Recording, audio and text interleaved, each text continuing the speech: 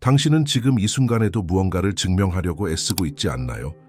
다른 사람들의 인정을 받기 위해 자신이 충분히 좋은 사람이라는 것을 보이기 위해 끊임없이 달리고 있는 것은 아닌가요? 그 마음 저는 압니다. 새벽부터 밤늦게까지 자신을 채찍질하며 더 잘해야 해, 더 완벽해야 해 라고 속삭이는 그 목소리를, 거울 앞에서 자신을 바라보며 한숨을 쉬는 그 순간들을, 다른 사람과 비교하며 자신이 부족하다고 느끼는 그 아픈 마음을, 이 모든 것이 당신을 지치게 만들고 있습니다. 마치 바닥 없는 웅덩이에 물을 붓는 것처럼 아무리 노력해도 채워지지 않는 갈증, 아무리 성취해도 만족스럽지 않은 마음, 이것이 바로 당신이 지금 겪고 있는 영적 갈등의 본질입니다. 하지만 여기서 잠시 멈춰 서십시오. 당신이 지금까지 걸어온 그 길이 정말 하나님이 원하시는 길인지 묻고 싶습니다. 당신을 창조하신 하나님께서 정말로 당신이 이렇게 자신을 학대하며 살기를 원하실까요? 성경은 우리에게 분명히 말씀하고 있습니다. 그런즉 이제 그리스도 예수 안에 있는 자에게는 결코 정죄함이 없나니, 로마서 8:1. 이 말씀이 단순히 신학적 개념이 아닙니다. 이것은 당신의 삶을 완전히 바꿀 수 있는 혁명적인 진리입니다. 당신이 지금까지 자신에게 가해온 모든 정죄, 모든 비난, 모든 완벽주의적 채찍질이 하나님으로부터 온 것이 아닙니다. 그것은 원수가 당신의 마음에 심어놓은 거짓말입니다. 하나님께서는 당신을 보실 때 실망하지 않으십니다. 오히려 당신을 향한 아버지의 마음으로 가득 차 있으십니다. 당신이 완벽하지 않다는 것을 누구보다 잘 아시면서도 당신을 있는 그대로 사랑하십니다. 이것이 바로 진정한 자기사랑의 시작점입니다. 자신을 하나님의 눈으로 바라보는 것, 자신에 대한 하나님의 마음을 이해하는 것, 이때 비로소 당신은 충분하다고 말할 수 있는 힘을 얻게 됩니다. 다윗 왕을 생각해 보십시오. 그는 사람을 따라 죽은 자같이 되었나이다. 시편 88:4라고 고백할 정도로 절망의 나락에 빠진 적이 있었습니다. 왕이라는 지위, 위대한 승리들, 모든 것을 가진 듯 보였던 그도 자신의 부족함과 연약함 앞에서 무너졌습니다. 하지만 그가 어떻게 일어났는지 아십니까? 나는 여호와께 피하였거늘 너희가 내 영혼에게 어찌하여 새같이 산으로 도망하라 하는가? 시편 11:1. 다윗은 자신의 완벽함이나 능력에 의지하지 않았습니다. 오직 하나님께 피했습니다. 이것이 바로 충분하다고 말하는 힘의 원천입니다. 자신의 노력으로 모든 것을 해결하려는 마음에 충분하다고 말하는 것, 완벽해야 한다는 강박에 충분하다고 말하는 것, 다른 사람의 인정을 받기 위한 무한 경쟁에 충분하다고 말하는 것.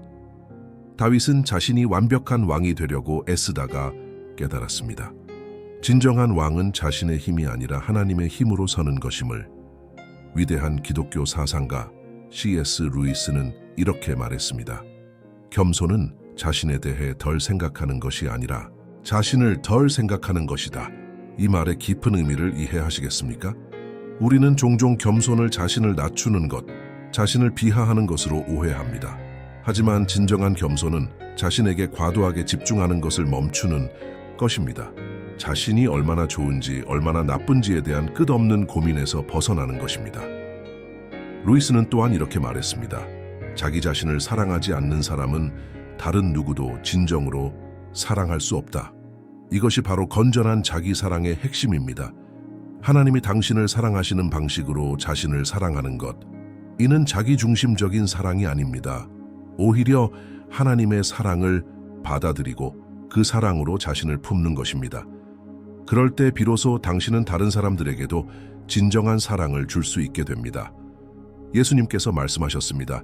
네 이웃을 네 자신과 같이 사랑하라. 마태복음 22:39. 이 말씀에서 주목해야 할 것은 내 자신과 같이라는 표현입니다. 예수님께서는 자기 사랑을 전제로 하고 계시는 것입니다. 하지만 여기서 말하는 자기 사랑은 세상이 말하는 이기적인 자기 사랑이 아닙니다. 이것은 하나님의 형상으로 창조된 자신의 가치를 인정하는 것입니다. 하나님께서 당신에게 주신 은사와 부르심을 존중하는 것입니다. 사도 바울은 내가 그리스도와 함께 십자가에 못 박혔나니 그런즉 이제는 내가 사는 것이 아니요 오직 내 안에 그리스도께서 사시는 것이라. 갈라디아서 2:20고 말했습니다. 이것이 바로 진정한 자기 사랑의 모습입니다. 자신의 옛자 죄악된 자는 십자가에 못 박았지만 그리스도 안에서 새로워진 자신은 존귀하게 여기는 것.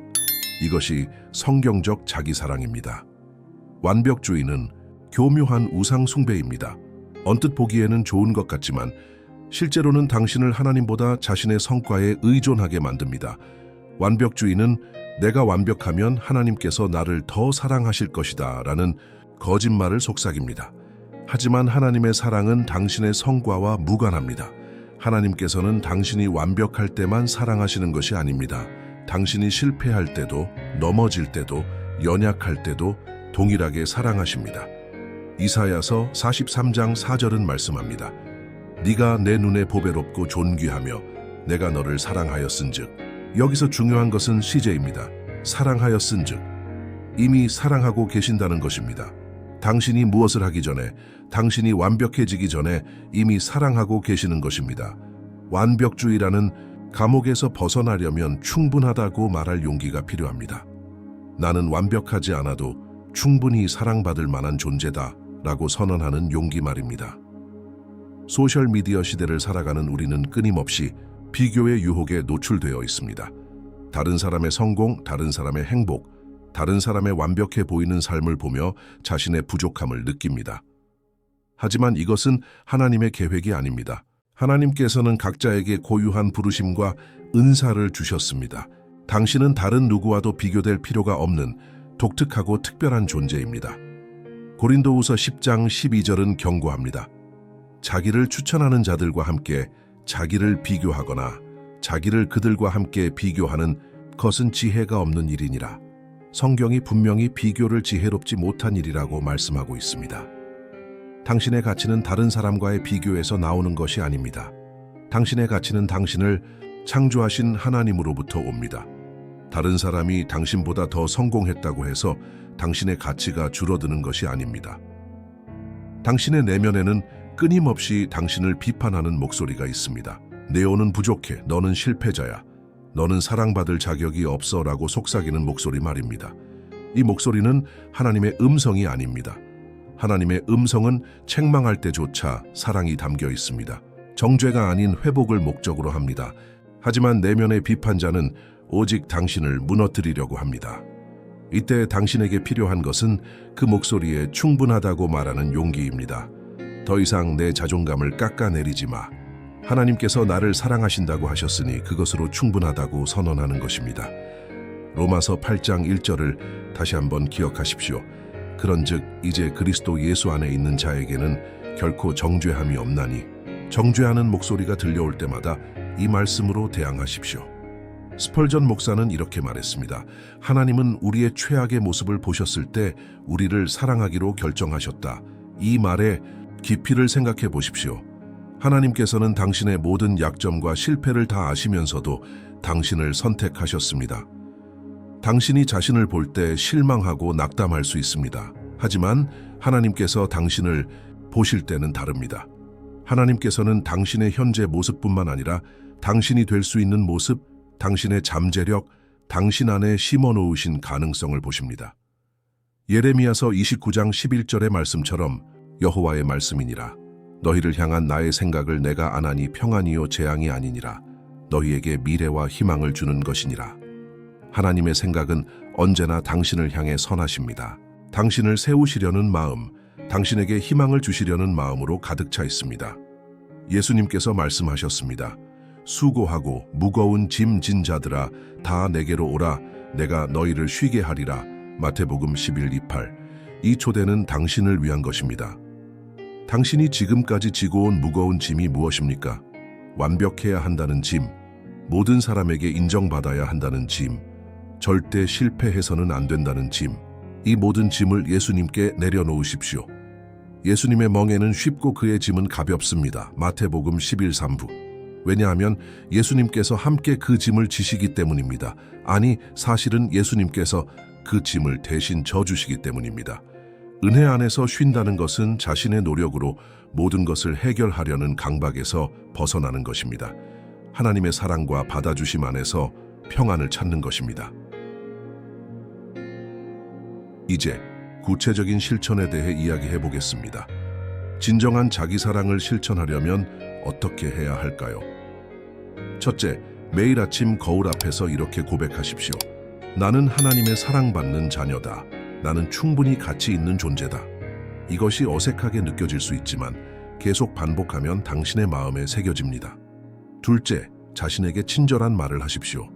실수했을 때 자신을 비난하는 대신 괜찮다, 다음에 더 잘하면 된다고 격려하십시오. 당신이 좋은 친구에게 하는 것처럼 자신에게도 그렇게 하십시오.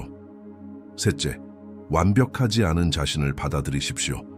완벽함은 하나님의 영역입니다. 인간인 당신이 완벽할 필요는 없습니다. 성장하고 발전해 나가는 것으로 충분합니다. 토저 목사는 말했습니다. 우리는 하나님이 우리에 대해 생각하시는 것보다 못한 존재가 될 수 없다. 이 말씀을 깊이 묵상해 보십시오. 원수는 당신에게 거짓말을 속삭입니다. 너는 가치 없다. 너는 실패작이다. 하나님도 너를 포기하셨다고 말합니다. 하지만 이것들은 모두 거짓입니다. 진리는 이것입니다. 당신은 하나님의 작품입니다. 에베소서 2시. 당신은 하나님의 형상으로 창조되었습니다. 창세기 1:27. 당신은 그리스도의 피로 값주고 산 바 되었습니다. 고린도전서 히오스우 2시. 이런 진리들을 마음에 새기고 거짓말이 들려올 때마다 진리로 대항하십시오. 이것이 바로 영적 전쟁에서 승리하는 방법입니다. 지금 이 글을 읽고 있는 당신 중에 누군가는 오랫동안 자신을 미워하며 살아왔을 것입니다. 자신이 사랑받을 자격이 없다고 생각하며 스스로를 처벌해왔을 것입니다. 하나님께서 지금 말씀하고 계십니다. 내 아들아, 내 딸아, 그만 자신을 괴롭히지 말라. 내가 너를 사랑한다. 네가 완벽하지 않다는 것을 나도 안다. 하지만 그것이 내 사랑을 막지는 못한다. 당신이 지금까지 참아온 그 아픔, 그 자책감, 그 열등감을 하나님께서 치유하고 계십니다. 당신의 상처 입은 마음에 하나님의 사랑이 부어지고 있습니다. 더 이상 자신을 학대하지 마십시오. 더 이상 완벽하려고 애쓰지 마십시오. 하나님께서 당신을 있는 그대로 받아주십니다. 그것으로 충분합니다. 빌리 그레함 목사의 말처럼 하나님의 사랑에는 조건이 없다. 그 사랑은 우리의 행동이나 성취와 상관없이 우리에게 주어진다. 이제 결단할 때입니다. 과거의 자기 학대적인 삶과 작별하고 하나님의 사랑 안에서 새로운 삶을 시작할 때입니다. 충분하다고 말하는 것은 포기가 아닙니다. 오히려 진정한 시작입니다. 자신의 힘으로 모든 것을 해결하려는 헛된 시도에 충분하다고 말하고 하나님의 은혜 안에서 살아가는 새로운 방식을 선택하는 것입니다. 당신은 이미 충분히 사랑받고 있습니다. 당신은 이미 충분히 가치 있는 존재입니다. 당신은 이미 충분히 하나님의 마음에 귀한 자녀입니다. 이 진리를 받아들이고 하나님의 사랑 안에서 자유롭게 사십시오. 더 이상 다른 사람의 인정을 구걸하지 마십시오. 더 이상 완벽함이라는 불가능한 목표를 향해 달리지 마십시오. 대신 매일 하나님의 사랑을 받고 그 사랑으로 자신을 채우고 그 사랑을 다른 사람들에게 나누어 주십시오. 이것이 바로 하나님께서 당신에게 원하시는 삶입니다. 시편 139편 14절의 고백으로 마무리하겠습니다. 내가 주께 감사하옴은 나를 지으심이 심히 기묘하심이라. 주께서 하시는 일이 기이함을 내 영혼이 잘 아나이다. 당신도 하나님의 기묘하신 작품입니다. 그것을 잊지 마십시오. 그것으로 충분합니다.